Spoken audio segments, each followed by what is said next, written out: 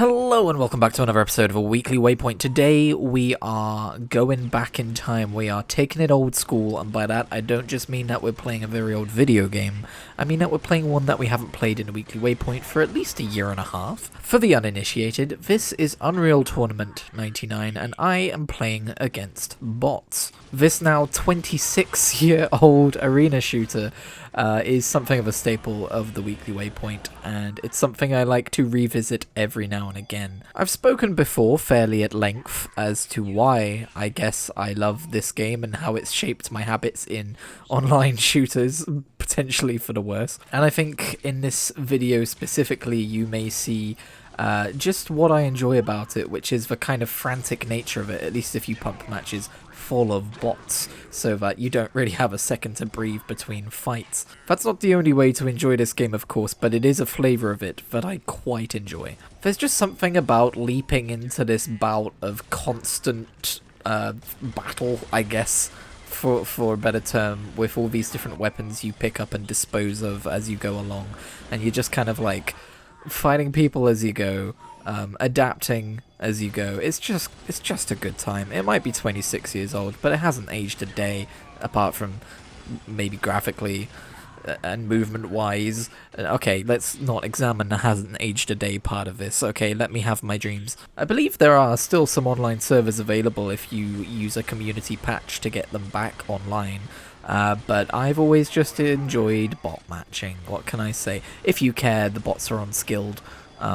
It's not one of the harder difficulties, but it is more satisfying that way. They're just challenging enough that I'm fighting for my life, but not challenging enough that I'm constantly dying before I get anywhere. In other words, peak power fantasy. But hey, there's not all that much you can say about Unreal Tournament 1999 anymore. It's 26 years old, after all.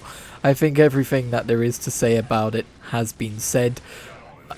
It's still fun, so I think we're just going to move swiftly along to games that I've been playing this week, and it's a little hodgepodge this week. Some weeks I'm very focused on specific games, others I'm all over the gosh dang place. First of all, if you have not already seen my previous videos on the channel about it, Dragon Quest VII Reimagined was announced at the Nintendo Direct, and as a major Dragon Quest fan, you can imagine how that use sat with me, especially as one who quite enjoys 7. I did both a general Nintendo Direct reaction, of which that is a major part, and I also did a scripted video breakdown where I basically wrote a gaming blog post and then used it as a script and talked about Dragon Quest VII to an extent that I haven't seen a lot of people talk about it, which is a bit of a shame.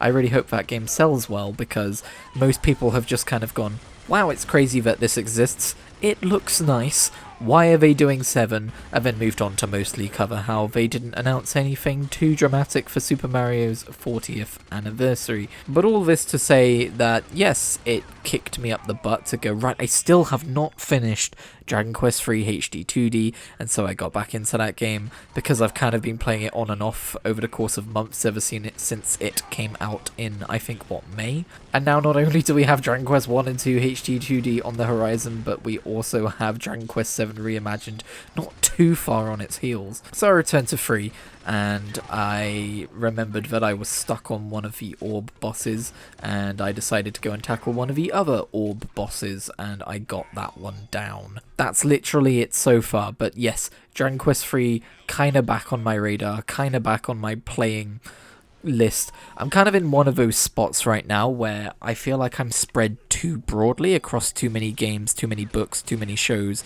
and I'm not really interacting with anything as like a major thing, and that's kind of bugging me, so who knows if it'll stick around on the currently playing docket, but I really do want to play through that at least before 1 and 2 comes out, although I don't even know if I'm going to get 1 and 2 the second it releases.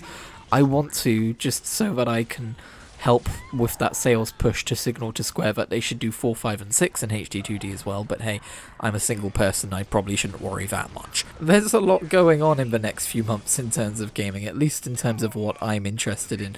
We've got that, we've also got Pokemon Legends ZA releasing around the same time, as well as limited time game mode events in both RuneScape and World of Warcraft. And my gaming adventures have kind of been related to all of those things that I just said. I'm continuing to play through Pokemon Alpha Sapphire.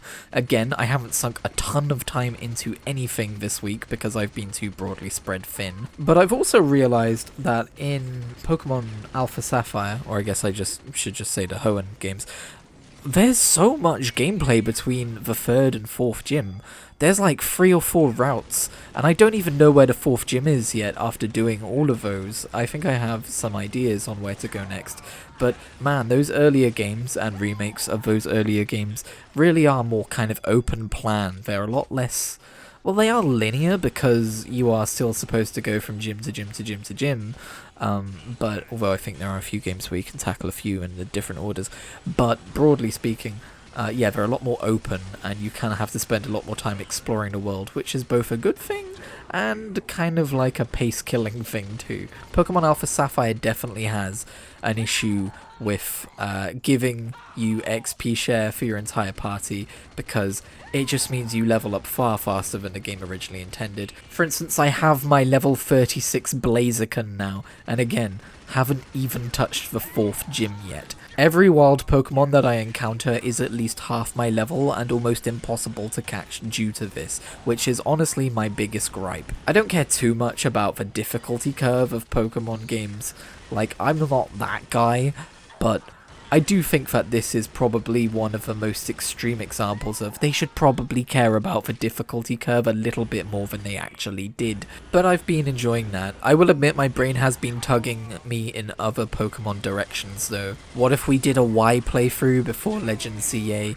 What if we randomized a Gen 6 game? We've never done that. What if we explored ROM hacks for the first time, like Emerald Rogue and Infinite Fusion? You know, I've been very tempted. What if we played Nexomon, which I actually did a little bit of. Also, while discussing Pokemon Online this week, I've had some people telling me I shouldn't be giving Pokemon money and I should be boycotting it because of a few reasons. And it's a little exhausting. I definitely disagree with certain decisions that Game Freak and the Pokemon Company have been making lately, but there are more important things in the world. And if it doesn't constitute an ethical dilemma, just shut up and let me have my fucking Pokemon, man. That's kind of where I'm at with that one. But also, yes, I hate that they have decided to patent summoning creatures in video games and getting them to fight others. And I also hate that they're doing seemingly day one DLC for Legends CA, although maybe not really. It's kind of weird and grey. I also saw rumblings about you need Nintendo Switch Online to get certain Pokemon or whatever. I don't know. All I'm saying is it's very hard to convince me that I should never give Pokemon money again, based on the fact that Violet was such a shit game when I've just finished a playthrough of Violet and had a pretty great time with it. I've also seen people comparing screenshots between the latest Digimon game and Pokemon Legends ZA and calling out Pokemon Legends ZA, and all I'm saying is there was a much easier dunk if you'd just gone one game earlier. ZA looks fine. It should look better than fine, sure, but it also looks better than horrible, which is what we had before, so we're on an upward trajectory. I didn't mean to spend this long on the Pokemon controversies of the week, but here we are. I'm not going to shill for the giant mega corporation. If you don't like what Game Freak and Nintendo and the Pokemon Company, whatever pie slices they all have, what they're doing with Pokemon, then yes, you should vote with your wallet and not buy Pokemon games. But I personally am still enjoying Pokemon games, and therefore I will be continuing to buy them. I'll buy the Digimon ones too if it helps. I do have Digimon Story Cyber Sleuth. That's another one of those RPGs I should pick up again because I was having a pretty good time with it, but the new one looks really good too. Beyond that, I've been continuing to play old school RuneScape, mostly just rooftop agility and woodcutting and fletching, not much to see here. I'm a Sears Village Andy now. Looking forward to Leagues, which has already come out today by the time you're watching this, unless something terrible happened to the servers. Fingers crossed, touch wood. Hope that doesn't happen. I've also been playing World of Warcraft. Those are my two MMOs of the moment. and I'm continuing to get stuck into delves.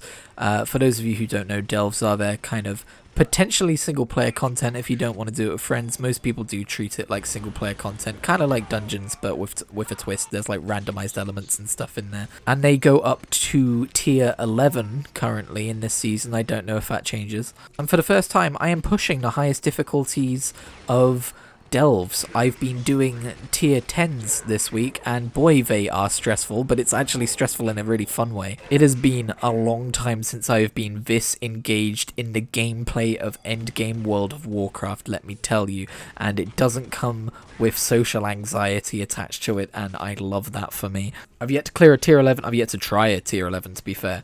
I'm one item level below the recommended for it, and I would like to be at least par before I attempt that. Also breaking news, tonight I made the mistake of picking up TCG Shop Simulator, finally, after considering it for a very long time, and oh boy, that game is addictive. I haven't even downloaded the Pokemon mod for it yet. I'll do that on a separate save file one day, but for now I just want to play the game as presented, and running your own little shop, selling packs of cards and opening packs of cards and all that stuff is very, very addictive indeed, if a little derivative of other types of games which do this exact same thing in this exact same engine. Anyway, thanks for checking out today's weekly waypoint. I think I'm going to keep it fairly short and sweet for the first time in a while. I guess that's another callback to old episodes of a weekly waypoint in which I played Unreal Tournament. This used to be their length. There will be more MMO content coming up soon on the channel. I know this channel's kind of been branded by YouTube that way a little bit, in terms of if I upload an MMO branded video, it will hit the algorithm pretty consistently, but you know, YouTube gonna YouTube. I'm kind of more variety than that, so cheers for checking out my other videos if you do. I'm certainly not the only one wrestling with analytics this week, although my reasons are a little different to other people's. But yeah, to end this headshot spree, that's gonna do it for this match, and that's gonna do it from me. I will catch you in whatever I make next.